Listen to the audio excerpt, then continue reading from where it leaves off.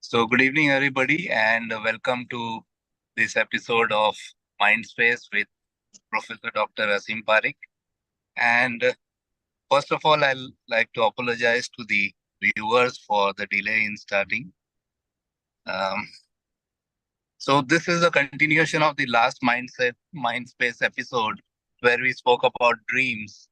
And this episode, we are going to speak about aspirations. And we made episode where we are going to speak about a lot of uh, such concepts, but we thought that focusing on one single concept will make it much more interesting, much more enjoyable. So for the further episodes, we are going to focus on individual concepts. So this week the concept is on aspiration. So welcome, Parik sir, and we are glad and honored to have you on the show. And it's actually your own show. So let's begin with how we are going to define aspiration in this episode. Let's hear from you, sir. Thank you very much, Ashok. We signed off last time with dreams. We were also to delve into certain facets of success and fulfillment. I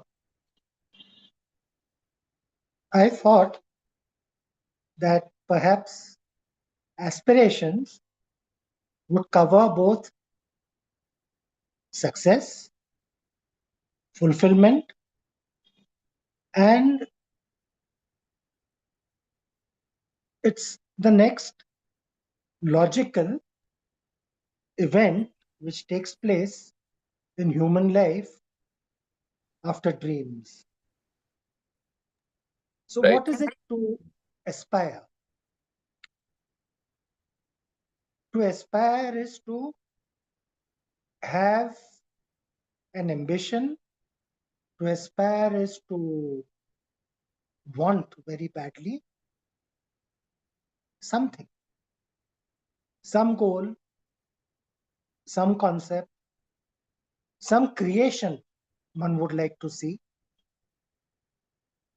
And the creation is the holiest form of aspiration. My teacher, Dr. Manu Kothari, who taught me anatomy and a lot about life in my first MBBS, explained respiration in a profound and illuminating way. Profound as in deep, and illuminating as in it totally set me free. He said to respire, to breathe, consists of inspiring and expiring, inspirations and expirations. So to be inspired comes from this, to inspire, to be inspired, from the taking of a breath. See, whenever an individual takes a breath, one is filled with, indeed charged with, an energy. You are all familiar with the importance of pranayama and yoga abhyas. Breath is life-giving. So how much breath is given to us? Because at the end of every inspiration, when we inspire, there is an expiratory phase. So we expire. So what he pointed out was every time we inspire, we are given life and its endless possibilities. And in the next moment, we expire. So what is it? All of us inspire and expire if we are in good health 16 to 18 times a minute, perhaps. So with every inspiration, if one can just focus on possibilities.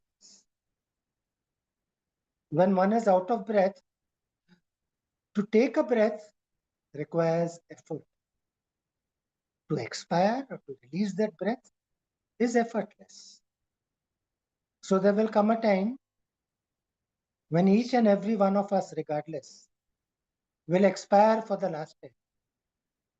Till that last expiration occurs, we are given the freedom to inspire, be inspired, and from there to aspire. Dreams are perhaps, with this little background, on the sine curve of life. Dreams, which we discussed in detail, are perhaps a bit of an airy fairy story for a lot of people.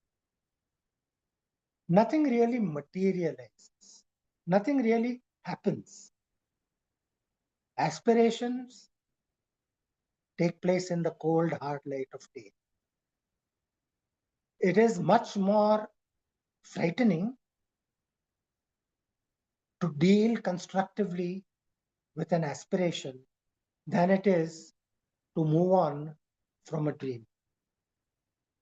Whether it is to move on, sapna sakar karna hai, or whether it is to let that dream float by the horizon like one more random cloud, is a choice, most of which people refuse to exercise. But aspirations, once an aspiration grasps you, catches you, it traps you. Because in the cold, hard light of day, with all your facilities working, your focus intact, to escape from an aspiration is difficult. And if you've really been inspired,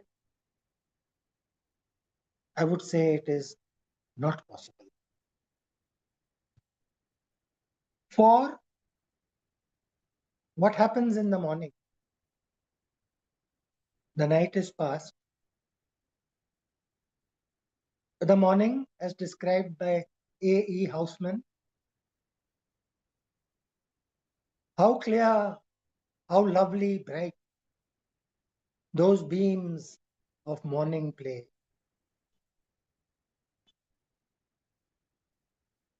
How beautiful a sight. And the heavens laugh with glee when, like a bird set free, out of the eastern sky soars the delightful day. So now you are inspired with the fresh, sharp, cool air of morning. You are holding an aspiration. You have energy. You have a certain passion. You have love. What will you do? What it is that you aspire for is then available to you. Aspirations, Ashok, start from this realization. Right, sir. I think uh, Dr. Manu Kothari has impression on so many students that while you were speaking about him, I could identify and hear his voice while sitting in first MBBS myself. Yes, yes. And I Anyone mean, who has met him, right, he has left an indelible imprint. And right, he sir. is one of the few people, having met him, I cannot imagine anybody will forget him as long as they live. Absolutely, sir. So, what are aspirations in life? Would that be the next logical movement? Yes, sir. Yes. So, what is it that people aspire to? We have left dreams behind us and we are dealing with the supercharged aspirations. People aspire to largely what they don't have at that moment in time, what has been denied to them at perhaps some past moment. And like I said, the holiest form of aspiration is that one which comes from the sheer purity of the mind. Whether or not some concept has been imported from what one sees around one, what one has read, or listening to the experiences of others. To wish to create something which is not there.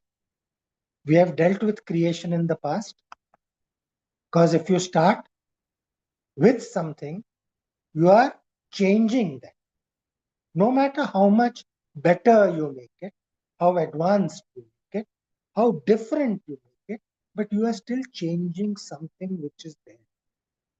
To create first, there has to be nothing. So all meaningful aspirations, see, when I say meaningful, they are aspirations which have been sought, aspirations which have been realized, aspirations which have made a difference in the world for the benefit of sometimes countless people. Eiffel built his tower in Paris. Every time I look even at a picture of it today, I am inspired. One man built this tower and essentially built it to demonstrate to the world that such a mighty structure could be constructed of metal and metal alone.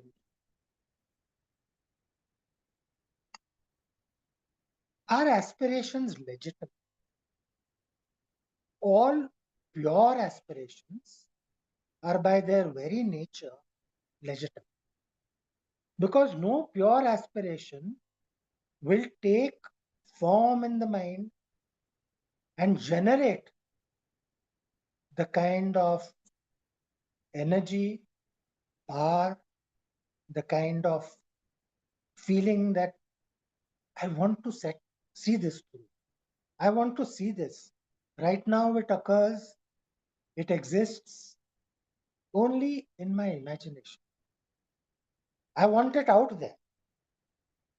Not so much for kuch karke dikhana hai to others, but it is for oneself. Because ultimately satisfaction, ultimately fulfillment, ultimately success resides in a very personal achievement. So to achieve the object of one's aspirations, which has existed heretofore only in the mind, is the purest search, the purest effort, and help comes. Because for legitimate enterprise, it is a given that help is available. What is not legitimate? I don't mean legally. I mean something which is non-legitimate is non-legitimate because it takes away wrongfully from us. It takes away rights. It creates exploitation. Diamond mining of a certain kind is exploitation. Ask yourself whether it is legitimate or not. And those diamonds will adorn the necks of the most shapely necks found on the planet. But was the exercise in itself legitimate? This is just to put in context the meaning of the word legitimate as I am using it now. Having done this, having achieved, created and achieved what one has aspired to, send a prayer up. If you are a believer in God, or acknowledge yourself for the wonderful thing that you have been able to do, which is something once which did not let you sleep or rest. It interfered with your meals. It messed up your so-called social life. And here it is. It is a very real possession in the otherwise changing fortunes of life. So many times I look back in my life, say, I achieved that. And today, the only things which bring me real and lasting sense, even joy on many occasions, are only my achievements. When I was younger and possibly not so aware of the legitimacy of things, there was a time in life when the mantra was to succeed at all costs. Most of the time, this was at the cost of other people, whether they were members of my family, whether they were my friends, whether it was my extended support system, whether it is the institution in which I was working, or what I drew from my profession and vocation to achieve my own ends. At some stage, I realized the folly of my enterprises because none of them gave me lasting fulfillment, joy, or satisfaction. It was that one flash in the pan and it was on to other things. There was nothing to look back, shuffle through memory, and say to myself, yes, I did this. I am responsible for this. Not was responsible, because my memory is one of the few things which I have that are still intact. Till my memory is intact, I cast my mind's eye back. Look at what was for me glorious, what perhaps seemed unattainable at times, and everything which I did legitimately and obtained what it was I desired. There's a bit of ego in this. Lee Iacocca, the chap who headed two of the great motor companies in the US, in his autobiography, he differentiated between a large ego and a strong ego. A large ego is something which one has to balance, protect, take care of, and it's always getting in the way. A strong ego is something which enables one to get out there and do what it is one legitimately wants. Iacocca had oversimplified this. Yet, if one is delving into the mysteries of the ego and how much the ego is a hindrance to attaining, achieving, realizing one's aspirations, this differentiation is enough, because a strong ego can be put to rest temporarily. A big ego, he goes here, he goes there, he goes everywhere with you, weighs you down, deflects you, misleads. Because then everything is about yourself.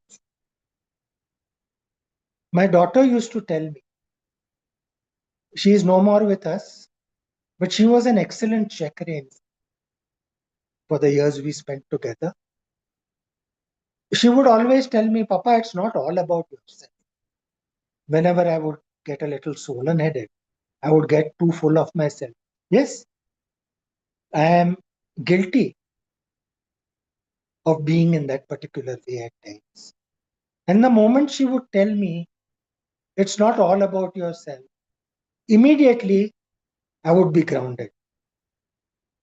And then I would think, this chit of a girl, she knows much more about life, possibly, than I have realized.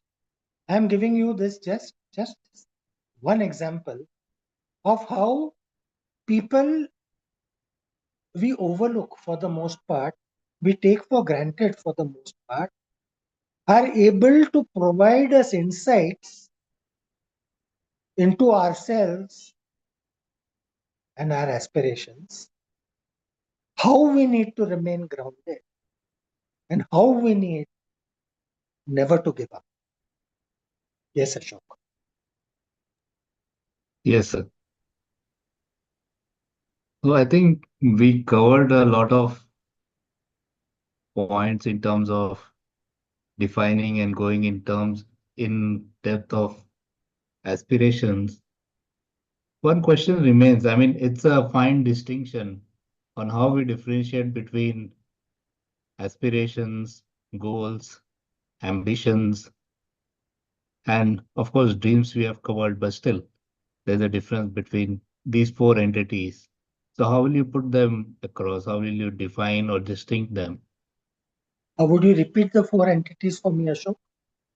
So, aspirations, goals, dreams, and there's one more.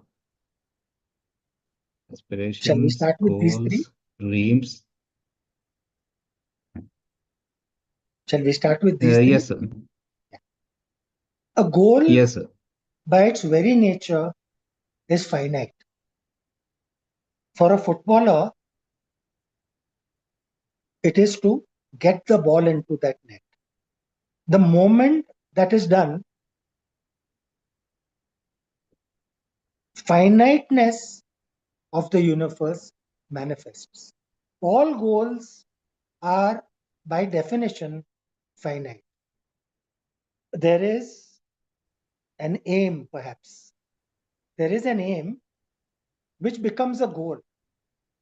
And the achievement of that goal, the achievement of that event, the achievement of that piece of paper, the achievement of that particular car, the achievement of that particular house, the achievement of having that particular bungalow in Lonavala, whatever it is, the moment that finiteness takes place, the goal loses value in life.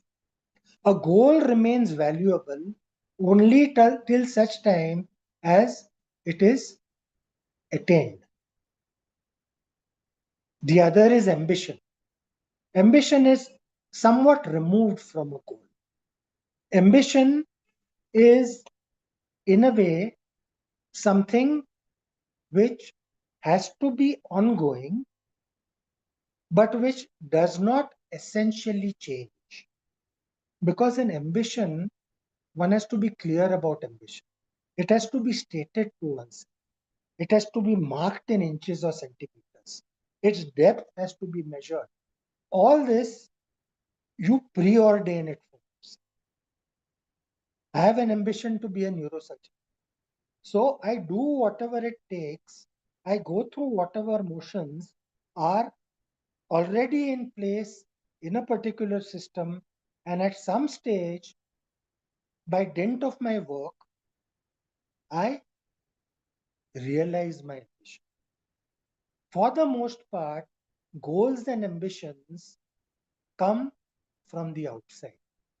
Goals and ambitions, for the most part, have already been set down by other people. Goals and ambitions exist in the universe, but as someone else's thoughts, someone else's dreams. The word is used loosely here. Someone else's wanting to do, wanting to be. Most goals and ambitions, in our experience, are fired by a sense of not need, but by a sense of want. A number of goals and ambitions are fired by jealousy. A number of goals and ambitions are fired by the need to be acknowledged and appreciated. So there is nothing really pure, or I'll use the word a second time today, holy about a goal or an ambition. Any footballer who has trained himself or herself will put that ball into that net, that goal post. I'll say net because we are talking goals. And there, goal, big deal. And then there will be applause for 90 seconds. And then you are only as good as your last goal. You have to keep scoring goals. And then the mundane existence of life gets to you, or could get to you. The same with ambitions. Today I have become a neurosurgeon. Now what? There is something else I'll have to say. the day I got my mark sheet, the day I got my diploma at a convocation. All very nice, photographs taken, plaudits received, parties hosted. After that, there is another goal. What do I do with this degree now? Where do I hang this diploma? The problems start with goals and ambitions. Because goals and ambitions are based on desires, desires never get fulfilled. We come to aspirations. Aspiration is the stuff of creation. Aspiration is not something which you import from something. Aspiration is something which comes out of the depths of the recesses of your mind, generated from your past experience to a large extent, but with that one difference. The difference is you are going to create it in the way no human being on the planet has created after visualizing it anywhere on the planet.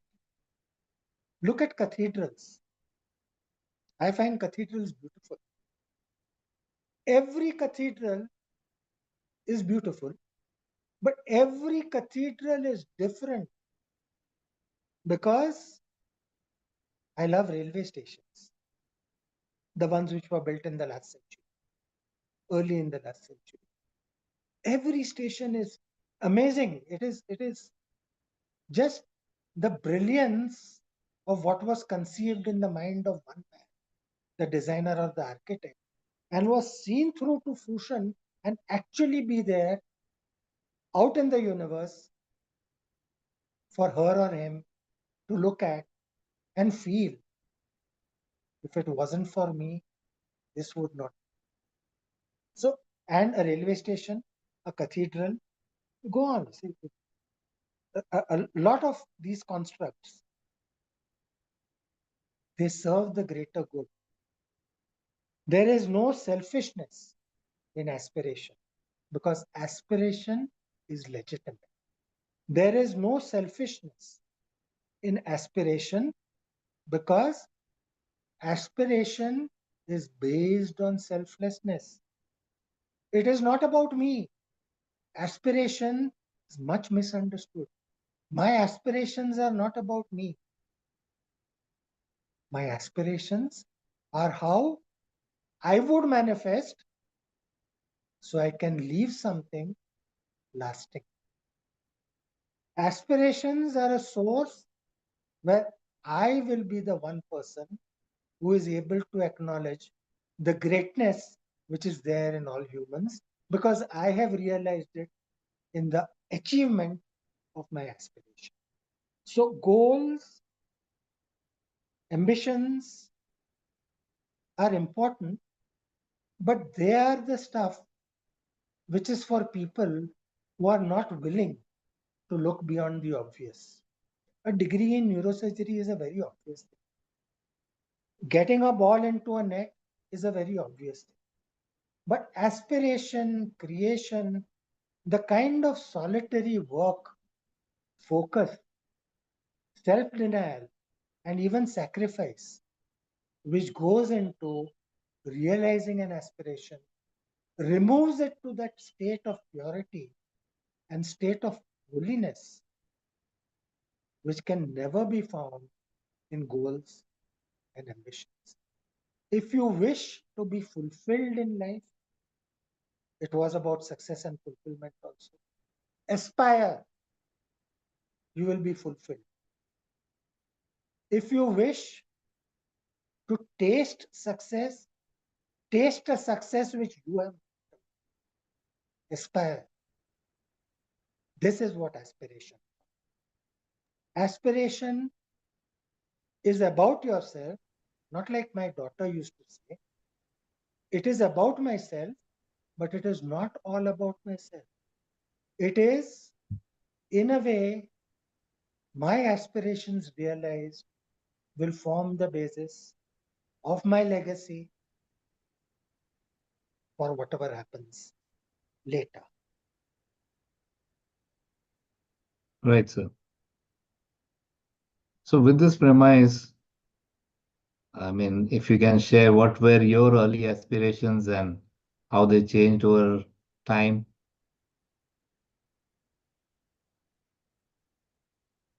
Aspiration is something which grabs you and doesn't let you go. Aspirations, as we have been speaking, do not fall into a format of goals or even ambitions. These are cut and dry things. There is no romance in ambition. Ask yourself, there is no romance in goals. There is a lot of excitement. There is a lot of excitement. The difference between excitement and enthusiasm is just this. Excitement is momentary. Excitement is dependent on what is not within. Enthusiasm, a loose translation of enthusiasm, is filled with God. So, if one is filled with God, one cannot be selfish. It starts there. So, any aspiration, Ashok, I have had ambitions. I had set goals. I have achieved most of them, but I can tell you, and I do tell you, that again, this is a reference to Sir Robert Hutchison. But I can tell you that they have not brought me much happiness. There is a sense of fulfillment. There is a sense of peaking at the moment of scoring the goal or getting that paper, but it is not lasting. It does not enthuse, does not fill one with joy, my aspirations. It does not create a sense of fulfillment, my ambitions. It does not, it's just one more thing which goes on a CV if it is something to do with profession or because see, success is easy to quantify for people who will not again look beyond the obvious. See, for a lawyer, it might be okay, if I've got 10 briefs on my mantelpiece, that is success. For a doctor, it might be I have a OPD of 15 people in the evening in my private practice, fair degree of success. I operate on 2 cases every day. That is, so if you can define success, success is very easy to achieve. But fulfillment beyond success cannot be quantified because it is a feeling. And everything powerful in the world is connected intimately to feeling. So, feelings of the type which come from within never die, they never go away. Like I said, whenever I shuffle through my memory, it brings a sense of joy, whatever aspirations were achieved. And okay, I'll tell you a secret. Almost everything I aspired to, I got. I did. There are a few things which I still aspire to, which fired my imagination 20, 25 years ago. It would take too long for today to go into the details of it. But those aspirations are still with me. And in whatever time is still available to me, whatever energy, whatever skills I have gathered, because aspiration requires a specific skill set, what is called a skill set. So one has to gather that. So one could aspire to something 30 years down the line. In the meantime, don't confuse this with ambition. What is the wherewithal? So you go through life, but keep your focus there. Your ultimate focus is there. There are some aspirations, Ashok, which I have had, which did not get a few. The way life moves forwards, that sense, life is unidirectional while we are on the planet for us. In this definitely finite, last expiration validity lifetime. By way of the fact that a time for that has gone, the person is no longer there. I can create the circumstances, but I do not have the kind of energy which is required to move with that circumstance. Those aspirations will be left unfulfilled. They will remain unfulfilled, not because they have ceased to exist. They remain within me, very dear. But for one of these reasons, the finiteness of time, the loss of time, the loss of persons, I won't even say changes, but mainly the changes which come with a shifting focus, which makes it impossible in real time to go back there again and fix things. To minimize the agony which this will from time to time bring, there is a technique which I will share with you perhaps another time, which does not disappear these aspirations from consciousness. But there is a technique which helps you to somewhat. We can go ahead, sir. No worries. Okay, it said recording stop. Yeah. To please remind me, where was I? Yes, sir. No, we are talking about unfulfilled aspirations. Yes, yes. So that is a burden which, and I am able to identify those aspirations as pure, which is why they are still there. But that is a burden I will carry up to and through death. See, one of the main things I'll share with you a lesson which I learned rather late in life, as is related, the fixed thing. There is school, there is college, there is training, there are social commitments, there is social life. I learned late is it's about children. I'd like to share it with whoever is watching this. The reason I'd like to share this is a lot of mistaken aspirations which were not fulfilled, people tend to saddle their children with. Now, here, I take you to Khalil Gibran's Prophet, in which there is a mother with the child to the bosom, and she says, Master, speak to us of children. So the master replies, the Prophet replies, your children are not your children. Your children are not your children. They are the result of life's longing for itself. You can house their bodies, but not their souls.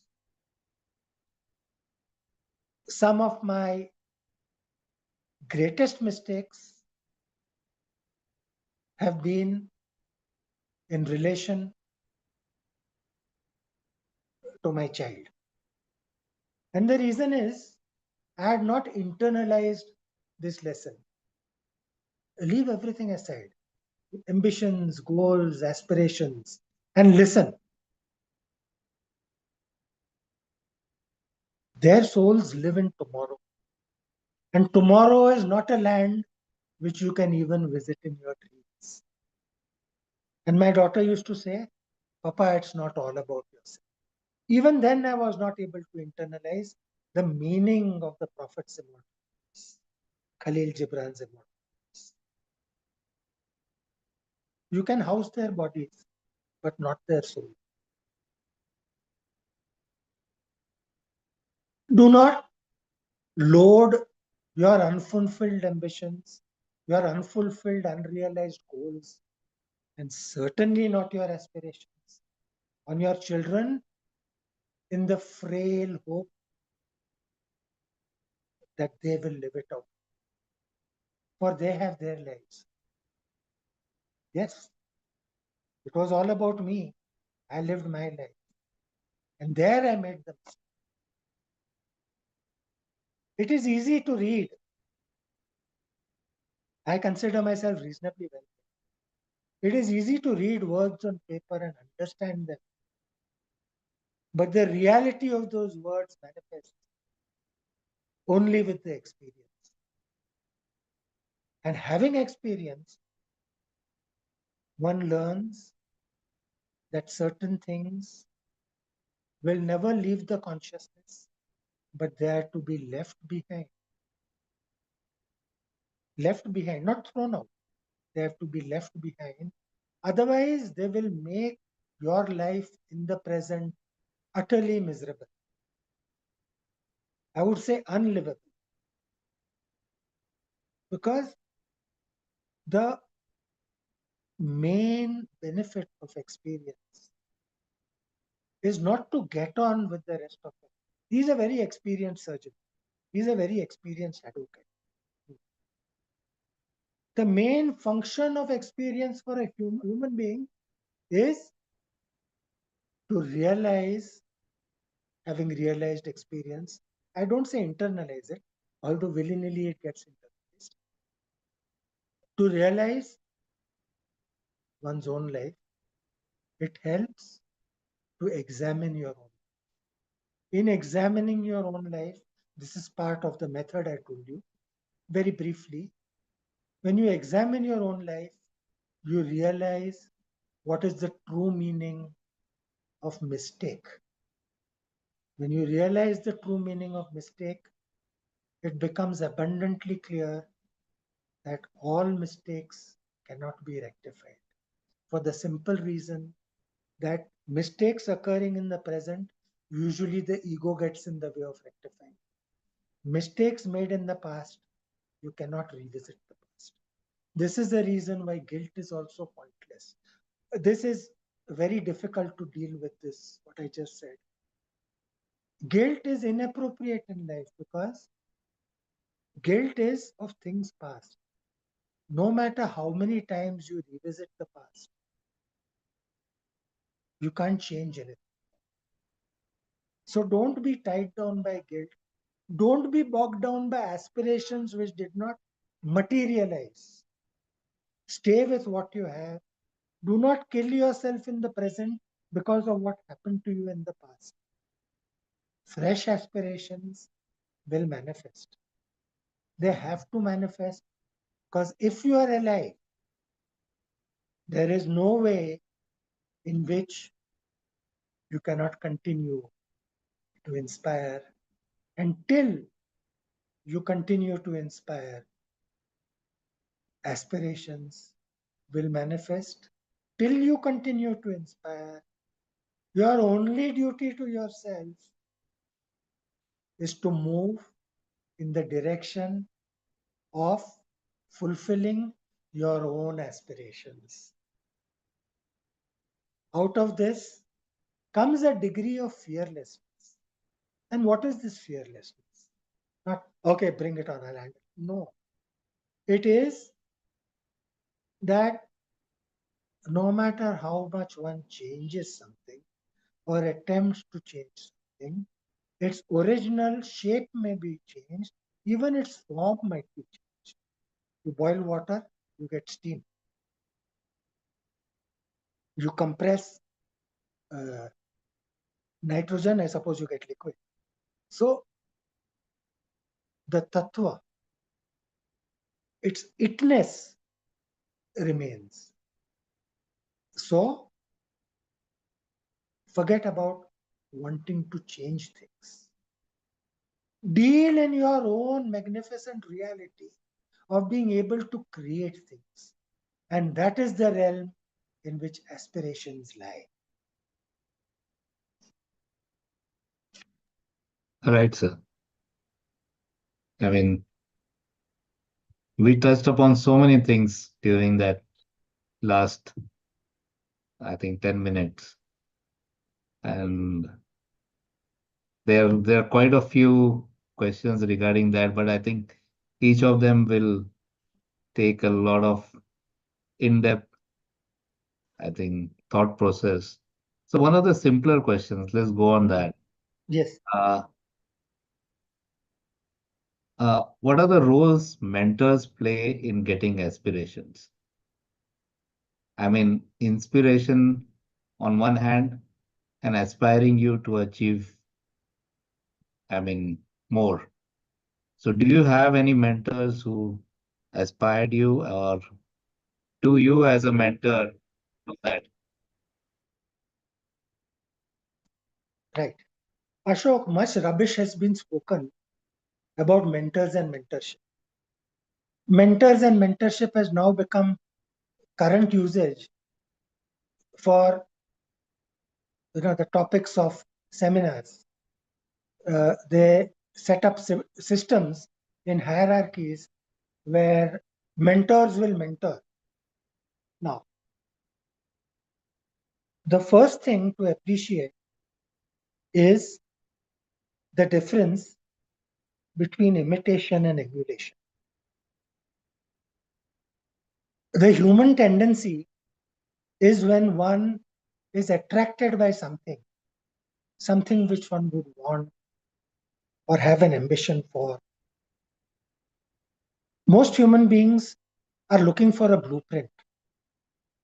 And the mistake which is commonly made in the present is a mentor is there to provide that blueprint. For me as a mentor, to provide a blueprint for a mentee is absurdity, because then that mentee will be living out not their own creation, but would be living out something which has been forged in my mind, which has been forged by what is possible to do given my experience. The moment that blueprint is seen as the way to get ahead, so to speak, all originality is lost, all creativity is lost, imitation becomes the name of the game, and what one gets in the best case scenario is a clone of the mentor. We are not in the business of creating clones about us. I, I think one Primus is enough on the planet. It's not about, for myself as a mentor, it is not about creating clones of myself. No mentor worth her or his salt will pursue a mentee into doing what she or he thinks appropriate, because the mentee will never reach full potential, will never even realize how much potential there is unless free rein is given. Somebody once said, to perform the operation the guru does, mentor, loosely translated, is a very delicate one, because what it entails is squashing the ego of the mentee. The trick is for a mentor, if there is a trick in these things, is never to break the spirit of the mentee. Just hold it in till the mentee is free to take off entirely on their own. What happens then? Imitation is a surefire way of inviting disaster. Even people who are not very grounded in their thoughts. I said, imitation. Made in Japan, imitation. Used to be, not true anymore. Everyone wants a model. First copy, imitation. No. The mentee is as original as the mentor. The first squashing of the ego has to be in squashing one's own ego. All mentors are not. equally enlightened. But the mentor worth salt will squash his own ego and allow the mentee to be. Because otherwise, the mentor is in the wrong line of work. You shouldn't be mentoring people so they are able to achieve their full potential. You have to show them the possibilities. That is a mentor's job. There is another word here, to emulate. My mentors, I had a few, very few. Not to say that I didn't find people worthy of approaching as mentors, but I realized one truth earlier, that the guru finds the shishya. Shishya does not have to go with a torchlight looking for, this is my guru, that is no. So from afar, any human being can emulate whatever attractive points are there in others, only to create of themselves a better rounded or a better buffed version, which will assist them in effortlessly sailing, steering as they sail along their own course. So for a mentor, it is not about oneself. For the mentee, it has to be about oneself. It can never be about the mentor. And the fine distinction between imitation and emulation. In our own line of work, we have AO clones of the AO system, the ASIF. The orthopedic world is littered, overpopulated with people who think they were minted in Taos. Those clones, you meet a clone, you'll recognize immediately. Inquire in a conversation with them for yourself, how fulfilled are they? Not what car they get out,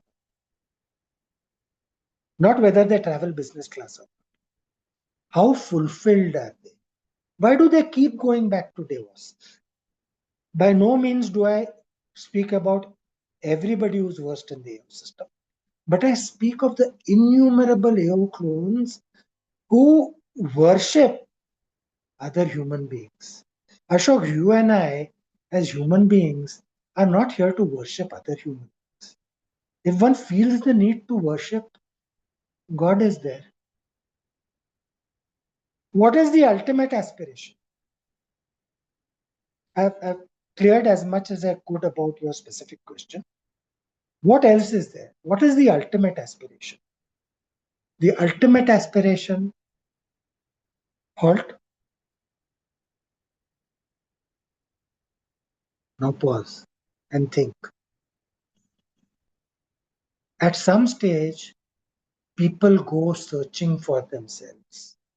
To find oneself is what I call the ultimate aspiration. Here on earth, I am a believer. So to find myself is a penultimate or was a penultimate aspiration. I can tell you with a total degree of honesty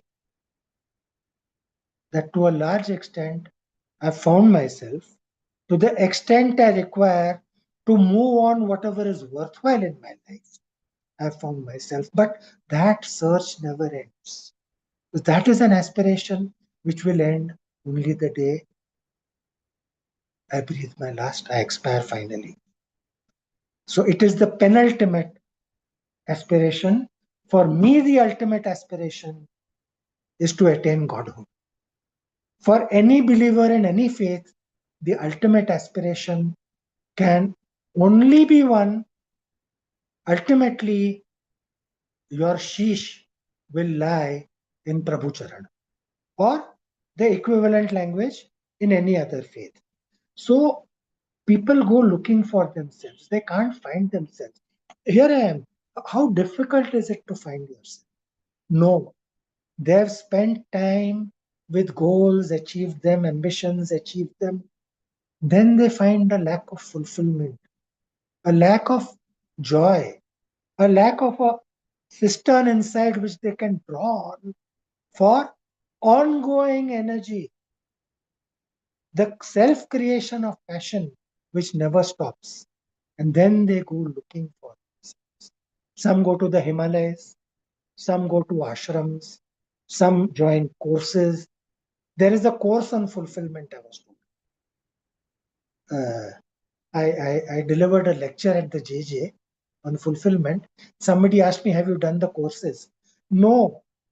The moment somebody has to attend a course on any of such things, the fundamental truth is there is a serious lack of introspection. Because with introspection, you see, the beggar outside Grand Road Station cannot afford a course. Have you seen any happy beggars? I've seen happy beggars. They're okay if you give them money, they're okay if you don't give them money. They're there again the next day. Some of them smile at you every time you pass by. That is a beggar who has learned how to introspect. I would put that man, whatever the reason is he takes, at an evolution level much more superior as far as these things go to a person who can afford to go to a retreat in the Alps or the Himalayas closer home to find themselves. There is something deeply lacking. What is missing in the realization is, in truth, nothing is lacking. Everything that you will ever require in a real sense is already within you. Then why this? Because they are fearful of looking. The people who train in these shibirs, what do? They encourage people to look within themselves, to examine their past, to examine their lives. And most of the people come back from these shibirs momentarily enlightened, but slipping back because old habits are very easy to slip back. You've been this way your whole life for 50 years.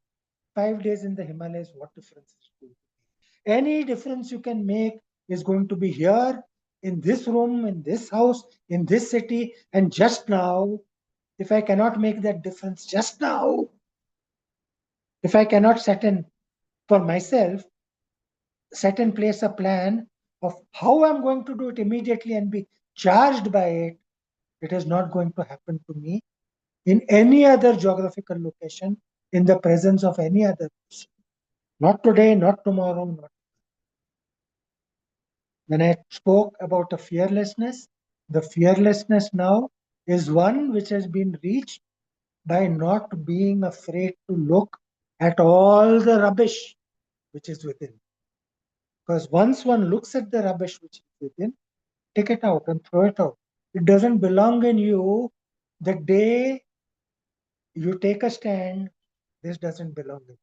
Some of that rubbish is very comfortable, but it's still rubbish all the same. Ashok.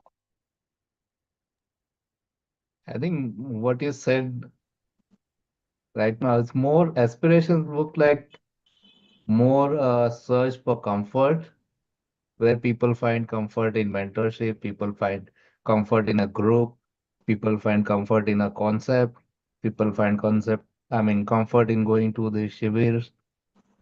So is that all that we need comfort? You want comfort. Or is that what Yogis would not lie on beds of nails 1.5 century ago if they needed, wanted. Take your pick of word. So your needs and your wants. Wanting a car, wanting a better house, wanting a better education for your children, all these are legitimate wants. Needs are of the soul. Most of when you say a person wants comfort, It is a creature comfort. Most of the time, look around you. Most of the time, wanting those comforts is again not having had them, having been denied them, uh, jealousy, or because it is the thing everybody does. Whether you sleep on a sleep well mattress, no offense to Anil Kapoor and his advertisement, or you sleep on a 4-inch cotton mattress. Ultimately, what is going to give you comfort? When you want comfort from things outside of you, see, you need food, you need air, you need water. In winter, you need clothes. In society, you need clothes. You need to be appropriate, all these things. But the real needs can only be spiritual. They can only be spiritual. All these other things are wants. And I'm not saying that they are not legitimate. At a level of being which is not enlightened to the extent it could be, these comforts, people set a great store by these comforts, whatever they are. Wanting something in itself is not a crime, as long as one goes about it legitimately. You have the money, take a flight, go to the shibir, pay the money, come. No. What is it you need? Like I said right at the beginning today, most wants and most ambitions are those which have already been laid down by others. No, no, I must get a sleep-well mattress. All your needs, you have to look within you. Why people don't look within themselves? Because they are afraid. What are they afraid of? Not the unknown, but of some really, really shitty stuff which they'll find within themselves, and they'll be so embarrassed they will not be able to face themselves in the mirror. They will remain in this spiral, downward spiral of eternal, everlasting shame. It need not be eternal, it need not be everlasting. All it needs is to look up and to aspire, take a deep breath, and get on with it. There are no secrets. Life is the way it is. You want life to be other than the way it is? Fine, go ahead and do that. What is it that you want? What is that you need? What is it that you crave? What you crave will fall under the broad heading of your aspirations. Right, sir. Now, my question was a bit different. As you put up things, it seemed like most of us are looking just or aspiring just for comfort. Most of us. And that's what I'm saying. Isn't it Okay. surprising? What is the reason for You when know the then? Yeah, go ahead, sir. you know the meaning of the word apabhransh, right? If you, Apabhransh is when you take a word, you destroy its meaning, convolute it, and apply it to something else. So the moment you apply the term aspiration to this better, to this bigger, to this more comfortable, to this whatever, you cannot apply the term aspiration in its pure and holy form. See, these things are, everyone is familiar with Jagan Mithya or Jagat Mithya. Your mattress is Mithya. Your car is Mithya. वो मेरा है. All Mithya. वो हमारा है. More Mithya. Now there are two Mithyas or three. वो हमारा है. You have Israel. Lots of Mithyas. So if you will pause, if you will think, if you will examine, you will find that you can aspire to all that is holy. You can aspire to all that is pure. The other things you can have ambitions for, you can have goals for, and if you want to upbrush the word aspirations, you can aspire to it. no, because a lot of us define in various ways. That's why we made it clear what the definitions of aspiration, ambition, and goals, etc., were in the beginning. But a lot of people will do this. I mean, they'll So feel this. aspiration, Absolutely. that That is goals. lose use of language. Because Exactly. see, even aspire, now we go back to the definition where we started. It is part of the word aspire. What is spire? Spire on a building, on a church, on a gumat, on a temple. See, ultimately, when a temple is built or any of these constructs are built, there has to be something right on top. In a church, you'd call it a steeple. Other places, you'll call it a spire. The consecration is done only because there is a spire, or it is accepted only because there is a spire. So, spire is that one highest point which you can attain to. So, to aspire, there can be nothing higher than that for me. Everything else falls away. It pales into insignificance. It loses what seemed to be important. And then, like the man said, ekaj lakshya. So, when it is lakshya, see, that is when aspiration creates something unprecedented. See, even the word unprecedented. Unprecedented. I mean, that word has meaning. Na bhutam, na bhavishya. I don't know the exact Sanskrit. Never before, never after. Here, now, in this moment, what can I do? This is my energy. These are my passions. This is my experience. This is worthwhile. And if it is not worthwhile, my aspirations will come crashing down. So, enlightenment. One who is reasonably enlightened has a better chance of completing whatever is aspirational in life than one who is not. There has to be a degree of detachment. There has to be a degree of detachment. In any great enterprise, there has to, anyone who is so deeply invested in the outcome, there again you have the Gita to guide you. Karam ki eja, phal ki ichha, etc. Moment you become too deeply attached to the outcome of whatever it is that you are doing, outcome may be complete, but there will be some emptiness within.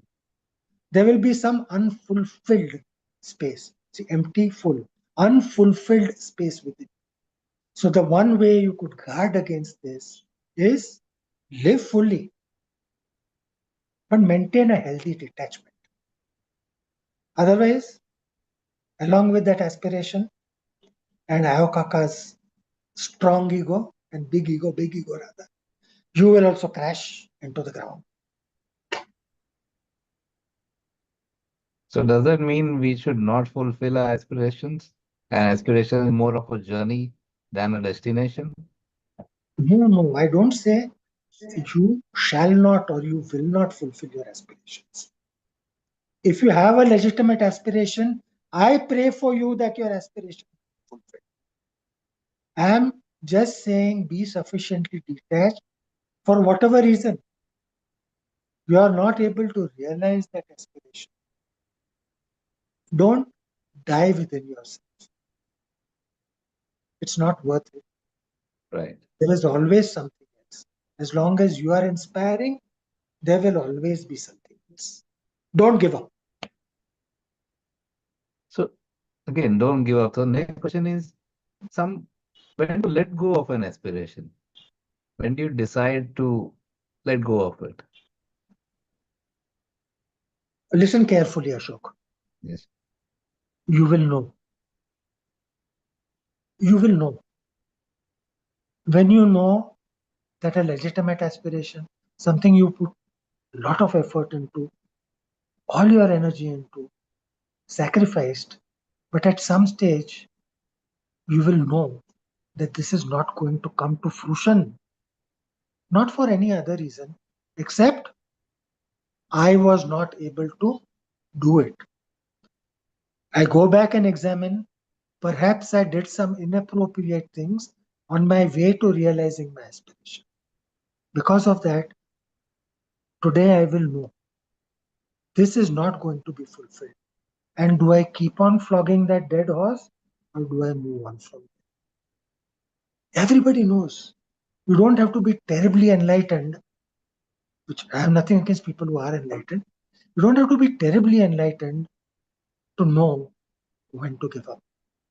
Something within you or without you will just cease to exist for yourself. Which is why I stress in episode after episode of this mind space. Keep on examining your life, keep on examining what appeared to be legitimate motives. What was legitimate yesterday may not be legitimate or even appropriate today. So, if your question is, how do I know when to let go? Don't agonize about it. You will just know.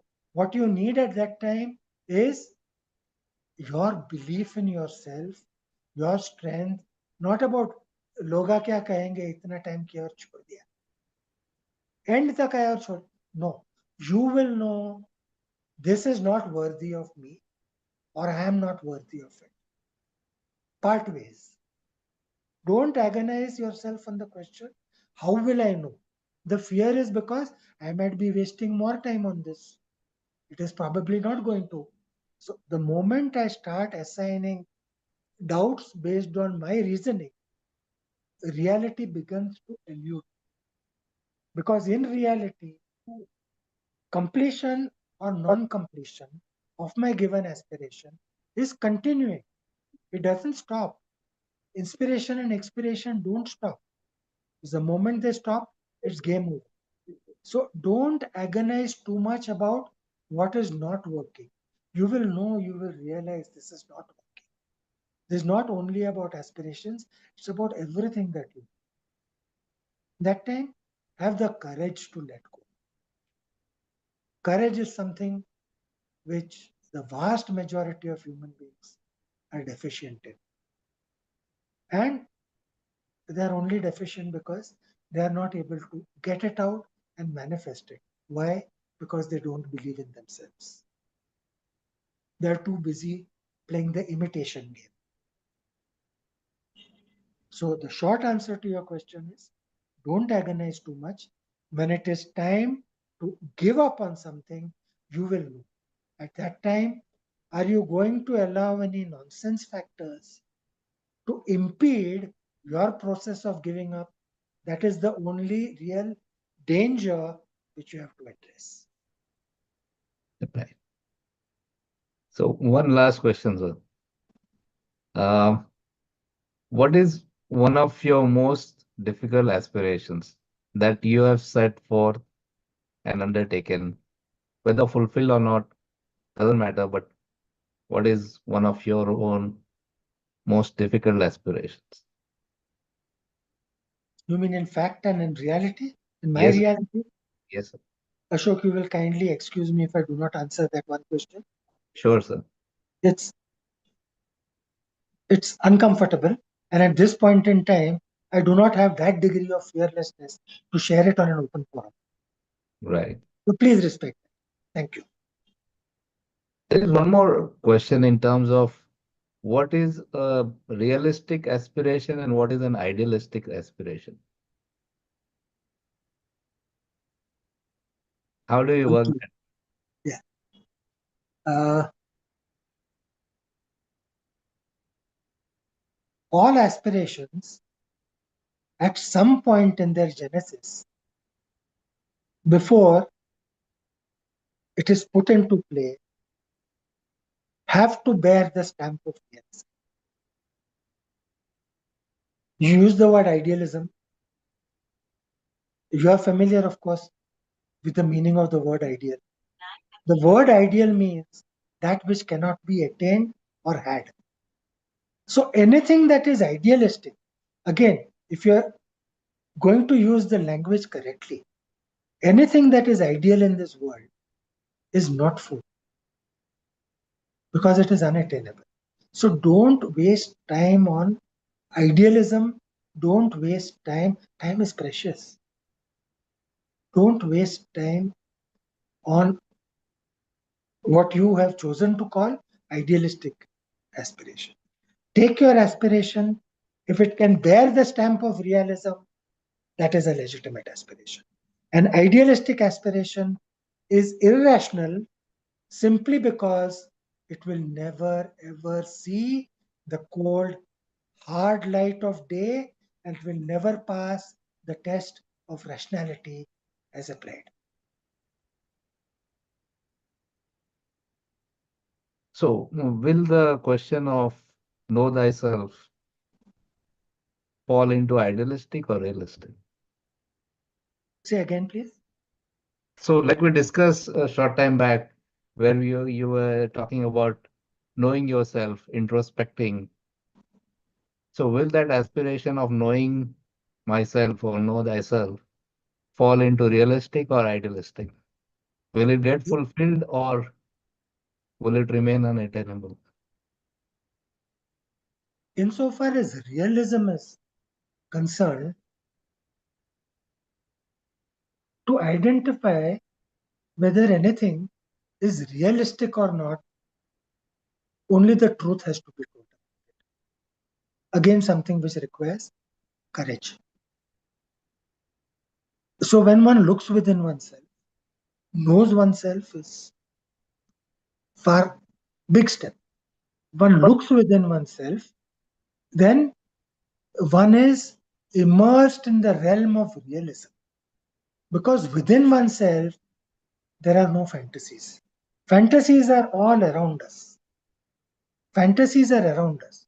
Within oneself, there is only the realism of what is and the realism of accumulated experience to draw on in terms of applying that information, not the experience, the information gleaned from experience to address present situation, to transform, I already said, to pursue an idealistic aspiration is the work of a fool. If there is an aspiration which could not bear the stamp of realism, it was shelved away at some later stage if whatever was unrealistic for want of money, for want of position, for want of personal strength, for want of commitment, there is a tendency for people as they grow to become more and more committed to themselves, to the truth, to what they are doing. So, in the cold hard light of day again, if the aspiration revisits you, what was unattainable for A, B, C, X, Y, Z, those reasons don't exist. Bring that aspiration into the realm of your present day reality. Don't give up on yourself. That is the bottom line of all that I've said in the last 3 minutes. Right, sir. I think we have covered so many aspects of aspiration, and along with that, so many aspects of life that I'm sure a lot of people will have benefited with our discourse. So I think we have completed our time of 1 hour. And any summarizing words you wish to say to the audience? You already did. Don't give up on yourself. That's great, sir. Great, great. So I think we come to an end of this another episode of MindSpace, and thank you very much, sir, for sparing your time and sparing your experiences with us. Thank you very much.